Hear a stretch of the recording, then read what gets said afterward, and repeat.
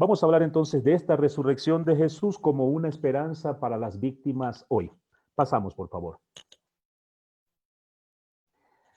Todo empieza con un hombre que fue fiel. Nos va a decir el libro de Hechos de los Apóstoles, hablando de este señor llamado Jesús, que lo mataron en la cruz, pero que Dios lo resucitó y con ello rompió la atadura de la muerte.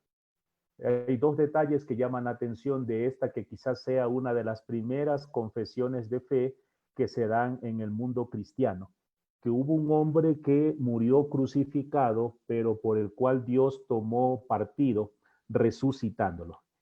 ¿Por qué este hombre murió crucificado? Por predicar algo que no era novedoso en su época, ya mucho antes, 300 años antes, se venía de alguna manera presionando la idea de la llegada del reino de Dios. La diferencia es que este hombre Jesús invirtió toda la escala de valores, haciendo que ese reino de Dios no sea en principio una motivación, un deseo de gente poderosa que vendría a gobernar a nuevos pueblos, o dicho de otras palabras, Israel venciendo a sus enemigos para constituirse en el nuevo imperio del mundo. La propuesta de Jesús lo invierte todo, haciendo que este reino de Dios nazca desde abajo, desde los más pobres, y en la defensa de los más pobres tuvo que denunciar la injusticia. Recordemos aquí una frase que tenía el obispo Pedro Casaldáliga cuando sostenía que cuando uno da de comer a la gente pobre lo llaman santo, pero si pregunta por las causas de esa pobreza, por las causas del sufrimiento, entonces se le viene encima todo el sistema. Eso fue lo que le pasó a este hombre llamado Jesús, que por denunciar la injusticia fue asesinado, pero ni aún en la cruz perdió la fidelidad y la confianza en Dios. Pasémosla, por favor. Ahora bien, a través de este evento de la cruz, que no puede ser omitido en la presentación de un Jesús, es que se capta la resurrección. Y la resurrección captada no solamente como un símbolo del poder de Dios, sino como una respuesta de Dios a una acción criminal de poderes mundanos que con la muerte en cruz de Jesús pretendían callar sus denuncias. O si lo podemos decir de otra manera, la muerte de Jesús en la cruz y la resurrección terminó siendo una buena noticia por la cual Dios tomaba partido a favor de las víctimas y en contra de los victimarios. La siguiente, por favor. La resurrección de Jesús, vista de esta manera, nos pone de frente a todos los seres humanos en este siglo XXI, de manera particular a quienes somos creyentes y cristianos, a enfrentar una verdadera paradoja, un drama de seres humanos. No solo tenemos que dar cuenta de nuestra propia muerte, sino también de la muerte de otras personas que directa o indirectamente pueden volverse víctimas de nosotros mismos. Y esta paradoja quizás es la que nos convoca hoy frente a lo que estamos viviendo. Cómo sobrellevar nuestros propios dolores, nuestras propias condiciones de víctimas y al mismo tiempo no convertirnos en victimarios de otras personas que quizás en una escala se encuentren un poco más abajo en sus situaciones de opresión y miseria. Esta creo que es una pregunta que la estamos viendo todos los días, cuando uno nos planteamos quedarnos en casa como un acto de responsabilidad para cuidar a nuestra familia, pero eso hace que otras personas con la misma motivación de cuidar a su familia se vean en la necesidad de salir a las calles a buscarse el pan de cada día. ¿Cómo gestar allí el cuidado de nuestra propia vida sin con eso tener que pisotear a otras personas? Pasémosla, por favor. Ahora bien, todo lo que estamos diciendo no es más que una constatación de la realidad que estamos viviendo. Y esa realidad la queremos abordar nosotros desde la esperanza de la resurrección. Es el tema que nos convoca. Pero ahí tenemos un problema que es el primero que vamos a abordar antes de volver a las víctimas. ¿Cómo hablar de la resurrección en un mundo actual secularizado, en un mundo que ha ido perdiendo la esperanza, en un mundo que desconfía de alguna manera de todas las confesiones religiosas, en un mundo que de pronto siente que no hay resurrección porque lo que se vive alrededor es una experiencia más de muerte? Vayamos a tratar este problema directamente, por favor. ¿Cuál es el problema que se nos plantea a nosotros a la hora de hablar de la resurrección de Jesús? Básicamente que los evangelios tuvieron que crear una nueva categoría para expresar lo que ellos estaban viviendo interiormente. Por eso empecé hablando de que la resurrección es un evento personal de confesión de fe. No se puede propiamente, sería insensato para nosotros intentar explicar con criterios racionales qué es la resurrección. En, en el Evangelio de Marcos, cuando narra el episodio de los discípulos de Maús, quizás la experiencia que mejor denota esa presencia del resucitado es una moción interna. Sentíamos que ardía nuestro corazón.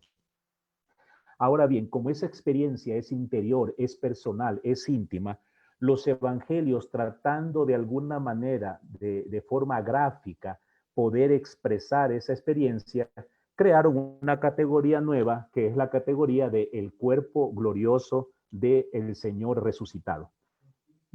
Pasémosla, por favor.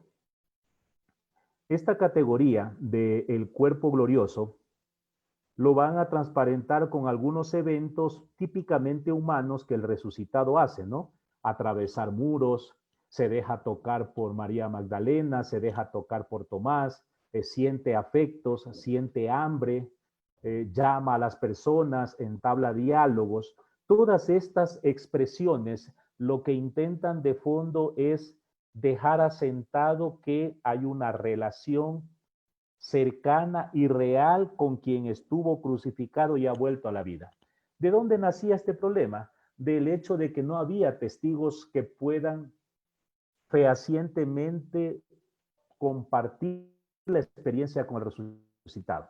Para los milagros sí hubo testigos, para los milagros hubo gente, no solamente las personas que recibían un milagro, sino las personas que rodeaban a Jesús, incluidos sus enemigos y adversarios que también fueron testigos de esa experiencia de hacer milagros. Sin embargo, para la resurrección no, porque finalmente termina siendo un evento personal y experiencial. Pasémosla, por favor. Es decir, para hablar de la experiencia del crucificado, los evangelios tuvieron que servirse de una vivencia personal íntima de la fe. Jesús no había acabado su vida en la cruz, sino que estaba vivo. Y la única forma de poder constatar de que eso que estaban proclamando era real, era que a lo largo de esos primeros años, y podemos decir a lo largo de todos estos siglos, muchos millones de personas han estado dispuestas a jugarse incluso la vida propia por llevar adelante esta confesión. Y esta es la prueba mayor de la presencia del resucitado en medio del pueblo. Pero volvamos otra vez a lo que dijimos al inicio. Para que esta confesión sea aceptada, tiene que haber una experiencia original, una experiencia fundante. Y esa experiencia fundante es quizás la que nosotros hoy no tenemos. Y por eso cuando hablamos, escuchamos, dialogamos sobre la resurrección de Jesús, pareciese que es un diálogo entre dos polos opuestos, ambos haciendo oídos sordos a las posturas de uno y de otro. Pasémoslo, por favor.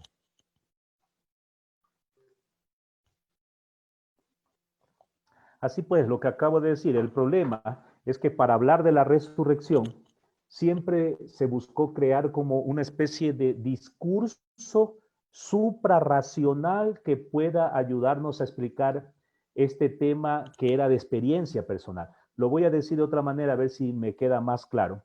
El problema es que muchas veces cuando se quiso hablar de la resurrección, se crearon muchos libros con una serie de conceptos y de temas que eran, digamos, de una alta teología para un público selecto, temas como ascensión, escatología, parusía, eran palabras que sonaban muy bien para hacer una explicación racional, pero que no ayudaban a que la persona sencilla, la persona de a pie, pueda ni siquiera entender, menos aún tener una experiencia con el resucitado.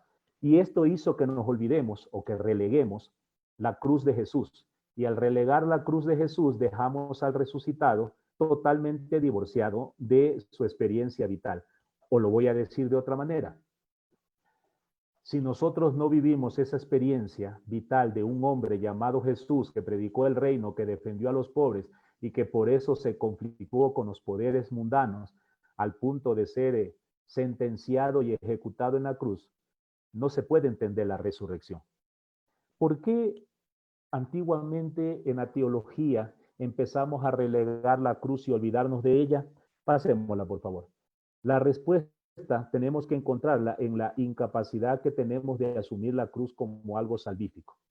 Un detalle antropológico interesante es que en nuestra América Latina se nos trajo o nos llegó una versión de la experiencia cristiana muy cercana al dolor, al sufrimiento. Nuestros abuelos, nuestros antepasados acostumbraban a escuchar mucho que el sufrimiento purifica, que el dolor salva, que el objetivo eran ser esos Lázaros que podemos sufrir en la tierra, pero gozar en el cielo. Y esto en el fondo era para omitir el episodio de la cruz como algo liberador. La cruz era una resignación frente a la cual no había que preguntarse mucho. Esto no solamente nos pasó a nosotros como iglesia, esto acontece según leemos en los textos bíblicos, haciendo una reflexión crítica, ya pasó en la vida de Jesús.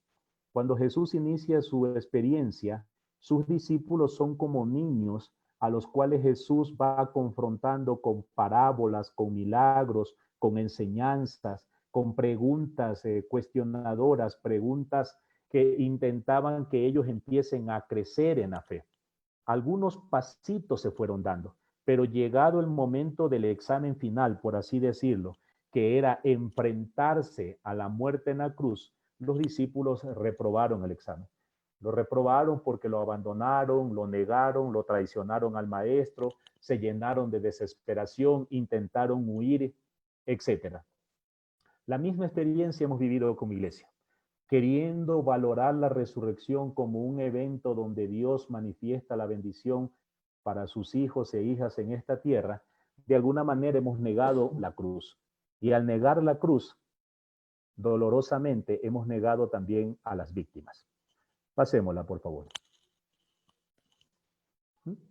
Lo que antes vieron y tocaron, ahora deben madurar en su fe. Y esa fe que tenemos que tener ahora no es esa fe que tanto de alguna manera daño nos ha hecho aquella tomada de la carta a los hebreos que nos dice que fe es creer en lo que no se ve. Esa no es la fe a la cual nos convoca Jesús. No es esa fe que cierra los ojos y acepta como real aquello que con la razón no podemos explicar, hundiéndolo en un concepto, en una categoría que es en el fondo cuestionable, ¿no? La categoría de misterio, misterio que hay que dejárselo a Dios. No, en la cruz y frente al crucificado, la única fe que podemos encontrar es aquella fe que se apoya en la razón para poder releer los signos de los tiempos y no ver en la cruz a un derrotado, a un fracasado que muere víctima de los poderes de este mundo, sino ver en la cruz a un hombre que, movido por una absoluta fidelidad al reino de Dios, con una profunda confianza en Dios, entendió que hay caminos de liberación que pasan por este tipo de sufrimientos que pueden significar hasta el martirio. Quizás la mejor forma de poder explicar esta figura es el hecho de nacer de una madre. Cuando una madre tiene sus contracciones previo a parir a sus hijos, una madre no concentra sus energías en el dolor de cada contracción que le viene. Concentra sus energías en que cada una de esas contracciones, cada uno de esos dolores es un pasito que va dando adelante para traer una nueva vida. Sobre eso es lo que yo quisiera plantear ahora como una especie de reflexión abierta lo que está pasando en la pandemia que vivimos. Pasémosla, por favor.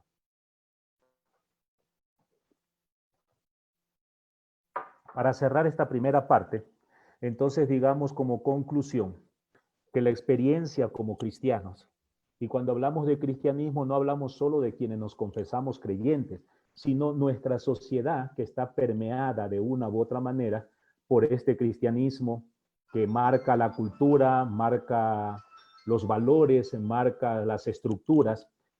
Dicho así, este cristianismo que nosotros tenemos que vivir no puede seguir siendo un sistema religioso marcado por preceptos, por rituales, por liturgias, sino que tendría que volver a la experiencia vital.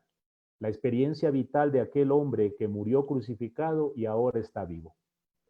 Entonces, si tenemos que volver a esa experiencia para poder vivir la resurrección, lo que yo quiero invitar es a que veamos esta experiencia de pandemia, de esta pandemia y otras que estamos sufriendo. Desgraciadamente el COVID-19 ha venido a marcar, haciéndonos olvidar otras formas de muerte que han venido a todo ser vivo en este planeta. Quiero hablar en forma muy general. Entonces, volviendo, lo que quiero decir es que si queremos nosotros experimentar la resurrección que Jesús experimentó, igual que Él, no podemos negarnos a experimentar la cruz y los crucificados, las víctimas de hoy. Lo pasamos, por favor. Y ahora nos vamos a ubicar en el contexto real. Vamos a hablar del resucitado, a las víctimas de estas y otras pandemias. Pasamos, por favor. Todavía hay esperanzas para las víctimas de hoy. El primer paso que deberíamos dar para releer lo que estamos viviendo hoy en clave de resurrección es superar lo que dije hace un rato, esa idea de que el dolor purifica. No siempre el dolor purifica. No podemos seguir manteniendo a cada uno lo que se merece. Hay personas que sufren en este mundo y no lo merecen. La persona que está recogiendo comida en los basureros no merece eso. La persona trabajadora sexual que sale a ganarse el pan de cada día para sus hijos no lo merece. No lo merecen las personas que son víctimas de una sociedad que es insensible. Propiamente la resurrección hoy debe ser un anuncio de esperanza. Por otro lado, deberíamos superar ese fundamentalismo que sin más ni más quiere acoger la experiencia de la resurrección como un misterio que compete exclusivamente a la omnipotencia de Dios. Hoy es urgente que cuando hablemos de esa resurrección, hablemos de la esperanza. Esperanza que nos llevaría a la siguiente ecuación. Si el Padre resucitó al crucificado, entonces las víctimas de hoy, las personas que sufren de esta crisis sanitaria, las personas que vienen sufriendo por siglos crisis financieras, económicas, de desprecio, de prejuicio, también en algún momento serán bajadas de su cruz y podrán participar de la resurrección. Hasta aquí uno ya pudiese llegar a una pequeña pero grande conclusión. Cuando nosotros hablamos de resurrección, vamos mucho más allá de una confesión religiosa para hacer una confesión de humanidad. La esperanza no pertenece ni se inscribe dentro de un templo religioso de cualquier confesión. La esperanza es el valor de la humanidad. Y eso es lo que nosotros deberíamos experimentar. Lo pasamos, por favor.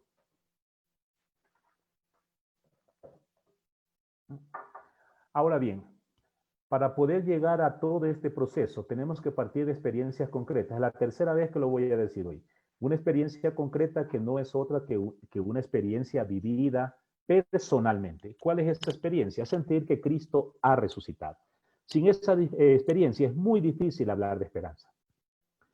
Puede ser que movidos por un espíritu de solidaridad, de compasión, de conmiseración, podamos atender un día, 2 o 3 a un necesitado. Pero a la larga nos va a cansar, porque no es muy fuerte el espíritu de servicio cuando no está sentado en una honda experiencia espiritual. De allí que a la pregunta que nos hemos hecho con algunos estudiantes en clases, ¿hace falta ser creyente para ser discípulo de Jesús? Yo respondería con un categórico y un enfático sí. Sí. No creyentes dentro de una clave o dentro de criterios de confesión religiosa, sino algo mucho más amplio, ser creyentes en cuanto que nos adherimos a la vida, apostamos por la justicia, cuando nos dedicamos a esa vida comunitaria y a esa comunitariedad de compartir unos con otros. Creyentes en el ser humano, creyentes en la posibilidad de que todos tienen posibilidad, valga la redundancia, de cambio. Creyentes en que nada en este mundo está acabado. Como diría Fito Páez en su canción, para aquel que diga que todo está perdido, pues yo vengo a ofrecer mi corazón. Y esa fe, esa profunda confianza en la humanidad nace, casi que yo diría de manera categórica, aún a riesgo de conflictuarme con alguien, categóricamente esa confianza nace desde las víctimas. Porque Jesús descubrió su propio proyecto de vida entre los pobres, los marginados, los leprosos, todos los rechazados de la sociedad. Y si queremos hacer el mismo camino de Jesús hasta llegar a la resurrección, pues debemos entender que nuestro punto de partida son las víctimas que sufren y mueren todos los días, millones de ellas. En la medida en que yo como persona, en que cada uno de nosotros como persona abrazamos nuestra cruz y más aún generosamente ayudamos a otro a cargar su propia cruz, lo que estamos haciendo es aprender a unir fuerzas para salir de situaciones de muerte y empezar a participar en eventos de resurrección. Pasémosla, por favor. Así que el resucitado se tendrá que hacer presente en una nueva tierra. La resurrección no solo debe apuntar hacia un futuro escatológico, hacia un más allá, hacia un cielo, hacia un espacio de beatitudes como se sostenía en la teología medieval, sino que la resurrección demanda, exige, levanta su voz para que se haga aquí, en un presente histórico. Y es en este mundo, en este momento, en este contexto en el que permanecemos encerrados en nuestras casas, donde debemos forjar personas nuevas, con valores nuevos, con nuevas metas. Alguien decía hace algunos días atrás que quería volver a la normalidad y el cuestionamiento que nos hacíamos era, ¿normalidad de qué? A la normalidad del consumo, de ese consumo brutal que ha hecho que el mundo esté agonizante. Volver a la normalidad donde lo más importante es el prestigio, la ropa, la marca. La normalidad aquella de la violencia que tienen que soportar mujeres en el transporte, en los trabajos, la violencia que debe soportar el niño, la violencia que debe soportar el que es diferente. No, si realmente queremos volver a empezar una vida nueva, eso implica o nos impele volver al crucificado. Si no hacemos este proceso, el ideal de ser personas nuevas que se nos plantea desde las sociedades religiosas y seculares puede ser peligroso, porque podemos volver a una idea que está muy metida en muchas personas, creer que ser una persona nueva, creer que ser una persona convertida es salirse de este mundo, aislarse de la historia y desde afuera, creyéndose los nuevos fariseos del siglo XXI, condenar a todo aquel o aquella que no cumpla con normas y ritos. La pasamos, por favor. Y vamos terminando. Dice Pablo que Jesús fue constituido Señor porque se abajó, se anonadó, se humilló y se hizo hombre en medio nuestro y no huyó de la cruz. Es decir, Pablo destaca que Jesús logró su resurrección porque no huyó, no desechó un proceso de fidelidad a su misión. Por eso podemos decir que no hay otro camino en este contexto de pandemia que encarnarnos y ser fieles a las víctimas que debemos defender. Lo pasamos, por favor. A manera de conclusiones o de pinceladas que quedan abiertas en un tema que nos deja un poco en el aire, creo que a todos, porque muchos de nuestros conceptos, muchas de nuestras ideas se ven ahora cuestionadas por una realidad que nos sobrepasa y nos sobrecoge. Yo diría tres cosas. Primero, no se puede hablar del resucitado omitiendo a los crucificados. O si lo digo de otra manera más contundente, no se puede decir que somos creyentes si no asumimos el sufrimiento del otro que está a nuestro lado. Y experiencias se van viviendo pequeñas pero muy importantes de gente que sin mucha reflexión va entendiendo esto. Sería una tarea ineficaz apostar por la esperanza omitiendo al hermano. Segundo, a las víctimas tenemos que abrazarlas en sus propias cruces. Solo ahí sentiremos que la vida es más que la muerte, o que la justicia es más que la opresión, o que la esperanza es más que la resignación. Y acogerlos con todo lo que son, sin prejuicios. Pasémosla. Y tercero y último, las víctimas de esta pandemia de COVID-19, y cuando hablamos de las víctimas, estamos hablando de familiares que viven esa angustia de no haberse podido despedir de muchos de sus seres queridos que murieron, de los mismos muertos jóvenes, muchos de ellos con muchas ilusiones. Hablamos de muchas personas que han sido despedidas de sus trabajos. Hablamos de los que sufren hambre en este momento por tratar de respetar esta cuarentena y estar encerrados. Hablamos de familiares que quedaron separados, esposos, esposas, hijos. Todas estas víctimas necesitan de una esperanza eficaz. Necesitan sentir que el Señor está con ellos, como dice Mateo 25. Todo aquel que tuvo hambre, sed, estuvo enfermo, en la cárcel o desnudo, yo estuve con él. Antes de dejar un par de preguntas para la reflexión final, quería compartir esta frase de John Sobrino que quizás resume mejor todo lo que he intentado de decir. Desde los crucificados de la historia, sin pactar con sus cruces, es de donde tenemos que anunciar la resurrección de Jesús. Y dos preguntas que pudiéramos reflexionarlas luego en nuestras clases, con nuestros profesores, entre compañeros, por favor, la pasamos.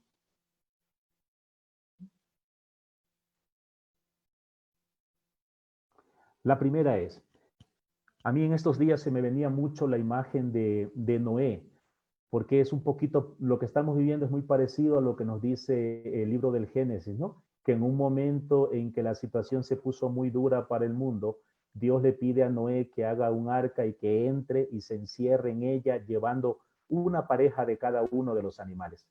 De alguna manera en este siglo XXI nos ha tocado vivir la misma experiencia de entrar en esa arca que es nuestra casa y encerrarnos. Pero siempre me quedó esta pregunta en estos días, ¿no? Ahora que estamos en nuestra casa y esperando que esto termine, ¿cuál es la pareja no de animales, sino de sueños, la pareja de sentimientos, la pareja de emociones que me gustaría conservar, que me gustaría cuidar, que me gustaría proteger durante este tiempo, alimentar, fortalecer, para que cuando podamos volver a salir de nuestras casas, no salgamos con todo ese abanico de emociones encontradizas y confusas, sino con ideas claras de quiénes somos, qué queremos y a dónde vamos. Y una segunda pregunta es, ¿los afectos con los cuales yo me quiero quedar van a ser para mi propio consumo, para el consumo de ese pequeño grupo que es mi familia, o quiero crecer, quiero resucitar para poder servir a los demás? Muchas gracias.